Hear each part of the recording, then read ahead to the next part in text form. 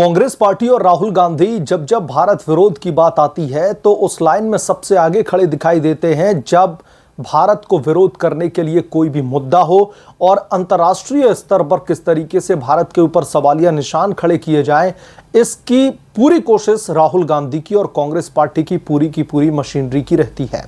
अब ऐसे ही एक मामले में कांग्रेस पार्टी और राहुल गांधी की अब बुरी फजीहत होती हुई दिखाई दे रही है। राहुल गांधी को चारों तरफ से आलोचनाओं का सामना करना पड़ रहा है।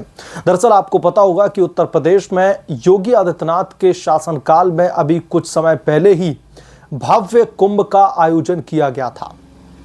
कुंभ के दौरान देश ही नहीं पूरी दुनिया से बड़े पैमाने पर श्रद्धालु वहां पर पहुंचे थे और श्रद्धा की डुबकी लगा रहे थे। उसके बाद में वहां पर भगदड़ भी हुई और उस भगदड़ से उत्तर प्रदेश से लेकर के कई जगह के लोगों में निराशा कहीं ना कहीं देखने के लिए मिली थी, लेकिन योगी आदित्यनाथ की त्वरित कार्रवाई और वहां प्रशासन ने जिस तरीके से चीजें कंट्रोल की वो काबिले तारीफ था। मसलन राहुल गांधी ने कुंभ के मामले को लेकर के जिस तरीके की राजनीति करने की कोशिश की है, अब राहुल गांधी को चारों तरफ से आलोचनाओं का सामना करना पड़ रहा है। वैसे मैं आपको बता दूं कि जब कुंभ का आयोजन चल रहा था उस समय उत्तर प्रदेश में समाजवादी पार्टी के मुखिया अखिलेश यादव ने भी कोई कोर कसर नहीं छोड़ी थी। उस महाकुंभ पर बहुत सारे सवालिया निशान खड़े कर दिए थे। मसलन अब राहुल गांधी ने बीबीसी की एक रिपोर्ट का हवाला देते हुए यह कह दिया है कि महाकुंभ में जो भगदड़ मची थी उसमें 87 लोगों की मौत हुई थी। लेकिन सरकारी जो आंकड़े हैं वो क्या कह रहे हैं, और उन्हीं सरकारी आंकड़ों की वजह से राहुल गांधी को चौतरफा घेरा जा रहा है।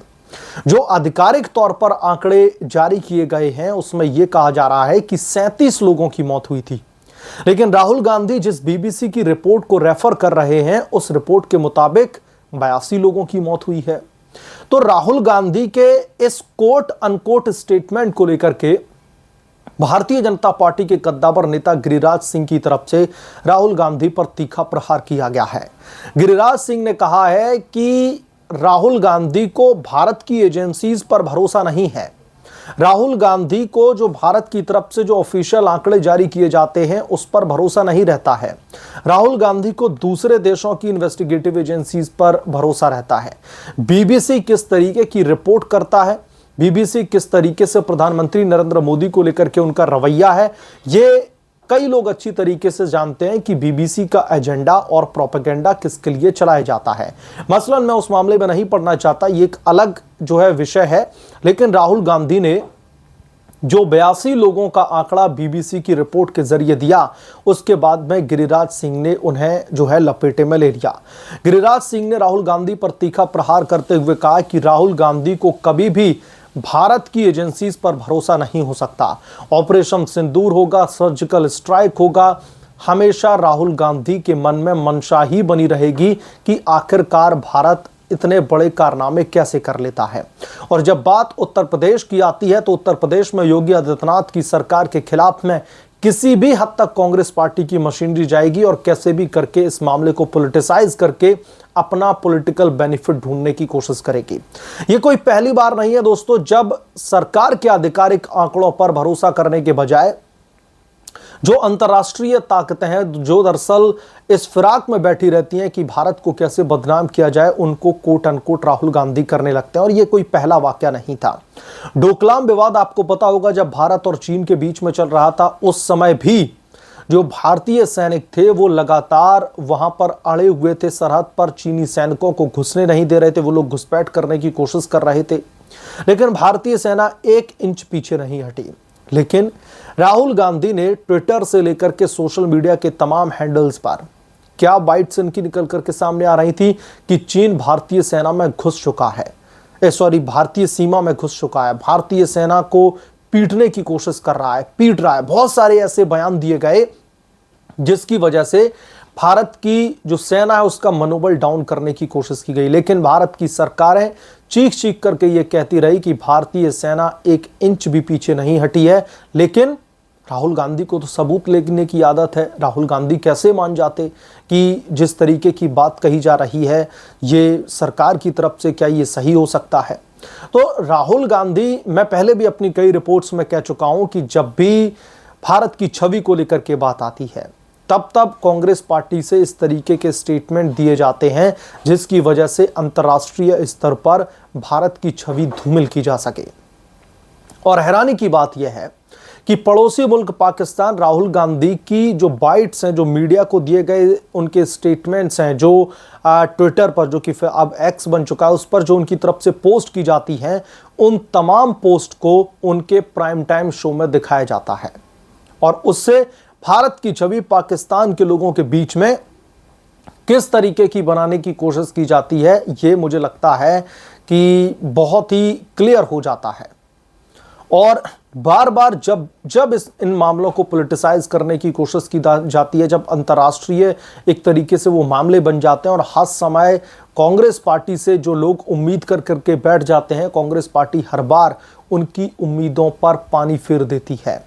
और वजह इसके पीछे ये बात ऐसा नहीं है कि कांग्रेस पार्टी के अध्यक्ष और कांग्रेस पार्टी से ये छिपी हुई है कि जिस तरीके के स्टेटमेंट दिए जाते हैं उससे भारत पर इंपैक्ट क्या पड़ने वाला है, ये लोग अच्छी तरीके से जानते हैं। लेकिन इनका एजेंडा ही यही है, ये इस फिराक में बैठे रहते हैं कि अंतर्राष्ट्रीय स्तर पर भारत सरकार और जो भारतीय जनता पार्टी शासित जो राज्य सरकारें हैं उन्हें कैसे भी बदनाम किया जा सके। पहले भी एक राहुल गांधी का स्टेटमेंट वायरल हुआ था जब उन्होंने ये कहा था कि we are not fighting against RSS और BJP, we are fighting against the Indian state. Bharat के खिलाफ ही जो है उनकी लड़ाई चल रही है, इस तरीके का स्टेटमेंट उनकी तरफ से दिया गया था। उस समय भी उनकी जमकर के किरकिरी हुई थी। तो बीबीसी की रिपोर्ट पर भरोसा है, जैसा कि गिरिराज सिंह कह रहे हैं अपने स्टेटमेंट में, बीबीसी की रिपोर्ट पर भरोसा है, अमेरिका की एजेंसीज पर भरोसा है, पाकिस्तान की एजेंसीज पर भरोसा है, लेकिन हिंदुस्तान के जो ऑफिशियल आंकड़े हैं, जो सरकारें आंकड़े जारी करती हैं, उस पर बिल्कुल भी भरोसा नहीं है। और उत्तर प्रदेश की सरकार के द्वारा ऑफिशियल आंकड़े दिए गए कि 37 लोग मरे हैं, लेकिन राहुल गांधी का यह मानना है 37 नहीं 82 लोग मरे हैं। और मैं क्यों कह रहा हूं कि बार बार कांग्रेस पार्टी की तरफ से इस तरीके का जो प्रकरण निकल करके सामने आता है, ये इसलिए भी हैरान कर देने वाला है क्योंकि अभी कुछ दिन पहले ही मैंने एक जयराम रमेश को लेकर के भी एक रिपोर्ट जो है बनाई थी। अगर वो वीडियो आप देखना चाहते हैं तो यहाँ पर आई बटन में उसका लिंक डाल दूंगा या फिर आपको डिस्क्रिप्शन में लिंक मिल जाएगा। जयराम रमेश की तरफ से भी भारतीय जनता पार्टी के खिलाफ में फेक प्रोपेगेंडा चलाने की कोशिश की गई थी। और यहां पर बात सिर्फ इतनी नहीं है कि भाजपा के खिलाफ में फेक प्रोपेगेंडा चलता है। किसी भी देश की दो पॉलिटिकल पार्टियों के बीच में आपसी वैर समझ में आता है, आपसी राजनीतिक वैर समझ में आता है, एक दूसरे के ऊपर लांछन लगाने की कोशिश की जाती है। लेकिन जब बात अंतर्राष्ट्रीय मुद्दे की आती है तब यह एक्सपेक्ट किया जाता है कि दोनों पॉलिटिकल पार्टियां, स्पेशली मैं नेशनल पॉलिटिकल पार्टीज की बात कर रहा हूं, कि वो साथ में खड़े रहें। अभी जयराम रमेश की तरफ से और कांग्रेस पार्टी की तमाम कद्दावर नेताओं की तरफ से ट्विटर पर यह पोस्ट कर दिया गया था कि अमेरिकी सेना ने अमेरिकी सैन्य दिवस के मौके पर पाकिस्तानी आर्मी चीफ आसिम मुनीर को जो है बतौर चीफ गेस्ट यानी कि मुख्य अतिथि बुलाया है। और यह नरेंद्र मोदी की कूटनीतिक विफलता है, यह जयराम रमेश की तरफ से दावे किए जा रहे थे। और उसके बाद में कांग्रेस पार्टी के कई और नेताओं ने इस तरीके की पोस्ट जो है सोशल मीडिया पर डालना शुरू कर दी। बहुत सारे ऐसे स्टेटमेंट निकल करके सामने आए थे। तो उसके बाद में क्या हुआ कि जब अमेरिका को यह पता चला कि जयराम रमेश जो है कांग्रेस पार्टी अपना पॉलिटिकल प्रोपेगेंडा चला रहा है, उसके बाद में अमेरिका की तरफ से सफाई दी गई कि ऐसा तो बिल्कुल भी नहीं है, आसिम मुनीर उतने बड़े पाक आर्मी चीफ नहीं है कि उनको हम यहां पर मुख्य अतिथि के तौर पर बुलाएं। उसके बाद में G7 समिट को लेकर के भी प्रधानमंत्री नरेंद्र मोदी की कूटनीतिक विफलता की बातें की जाने लगी थी कि मोदी की कूटनीति पूरी तरीके से फेल हो गई, कनाडा ने उनको बुलाया तक नहीं। लेकिन हुआ क्या, प्रधानमंत्री नरेंद्र मोदी कनाडा में जब पहुंचे तो वहां पर गर्मजोशी से स्वागत देख करके कांग्रेस पार्टी तो तिलमिला गई होगी।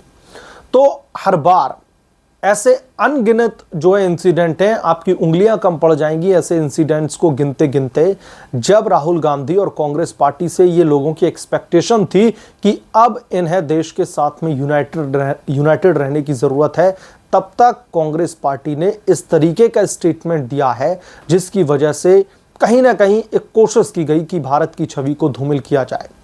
और मैं बार बार कहता हूं कि कांग्रेस पार्टी के नेताओं के इन बयानों को पाकिस्तानी जो मीडिया है वो अपने प्राइम टाइम के शो में चलाता है।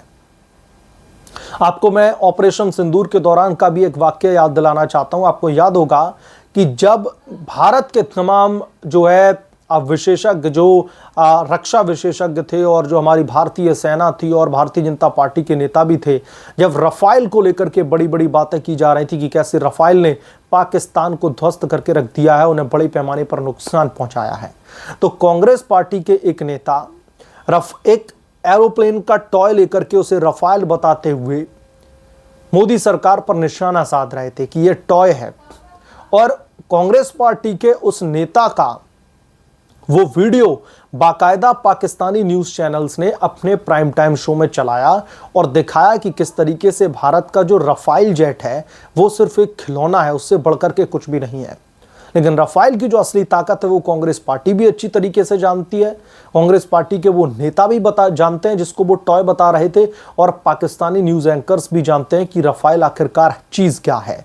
लेकिन चूंकि जब इंटरनल जो कॉन्फ्लिक्ट है वो जब देश के अगेंस्ट में जाने लगता है तो पाकिस्तान जैसे देश कहीं ना कहीं उसे पॉलिटिसाइज करके उस मामले को अपने हिसाब से यूटिलाइज करने की कोशिश करते हैं। बहरहाल जो राहुल गांधी को बीबीसी की रिपोर्ट पर तो भरोसा है, लेकिन भारत सरकार के ऑफिशियल आंकड़ों पर नहीं। इस बारे में आप क्या सोचते हैं, आपकी क्या राय है, हमें कमेंट करके जरूर बताएं। जल्द मिलूंगा किसी दूसरे बड़े अपडेट के साथ में, तब तक के लिए धन्यवाद। अगर आप लोग चैनल पर नए हैं तो प्लीज चैनल को सब्सक्राइब कर लें और साइड बने बेल आइकन को भी प्रेस कर लें, ताकि जैसे ही मैं कोई नया अपडेट लेकर के आऊं तो इसकी जानकारी सबसे पहले आपको मिलेगी।